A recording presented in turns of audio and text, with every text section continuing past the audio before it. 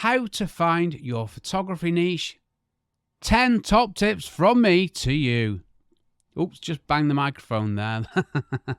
Still practicing incompetence. Hi, I hope you're well. Thanks for joining my channel.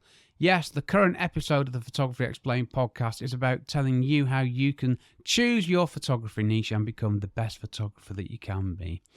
The talky bit's very talky. Now, whatever your aspirations, finding your photography niche or niche, I need to get that one out of the way, don't I? Because it depends where you are, how you pronounce the word.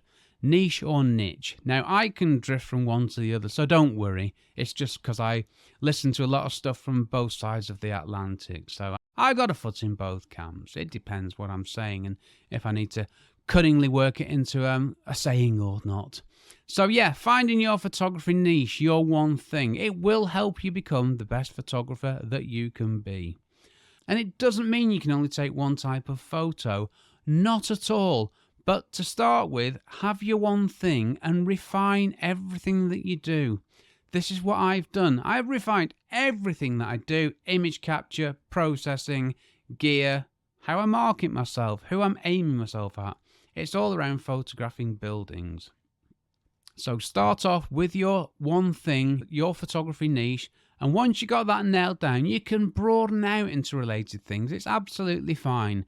See, the techniques I've refined in my building photography, I can use them in landscape photography just fine. I can use them in travel photography, but I can't use them to photograph motor racing because it just wouldn't work. And that's the point of this, really.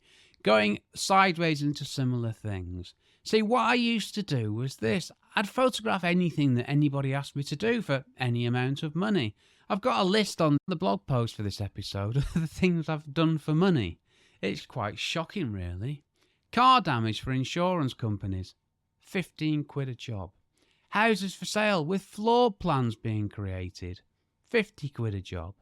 Corporate events, a celebrity chef. Yes, I photographed a celebrity chef. If you want to find out who, get in touch. No, I can't tell you, just kidding. Weddings. No, I did one wedding and that was enough. Headshots, shop openings, show jumping, personal injuries. I photographed a bloke who'd cut his hand. I got paid 50 quid for that. 3 photographs of a hand. I feel sorry for the guy with the cut hand because it was quite nasty, but that's a nice 50 quid for me, isn't it? Not for him, obviously. Newly constructed buildings, buildings being leased, buildings being stalled, petrol stations, paint, tables, police stations, fire stations, hospital wings, all sorts of stuff. And some of these things relate, some work together, some don't. But once you become the best you can at one type of photography, I touched on it earlier, and you've sorted out image capture, gear and processing, then you can branch out into other logical things, which for me are, like I say, landscape and travel photography. But if, say, you're a wedding photographer, portrait photography is a logical sideways move, as is newborn photography. Well, anything photographing people, really, but for me, photographing people, it's not really an option because I don't have artificial lighting. And that's one thing that you do need. And if I did have it, I'm not very good with it either. To start with, find your photography niche and listen to episode 187 on this channel, where you can find out lots more about this. And I think that is me done for now. So thank you for watching this video. I hope you found it informative, interesting.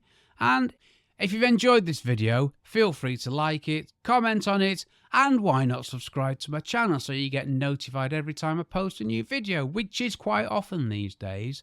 And with that, I will stop and say thank you for watching. Take care, stay safe. Cheers from me, Rick.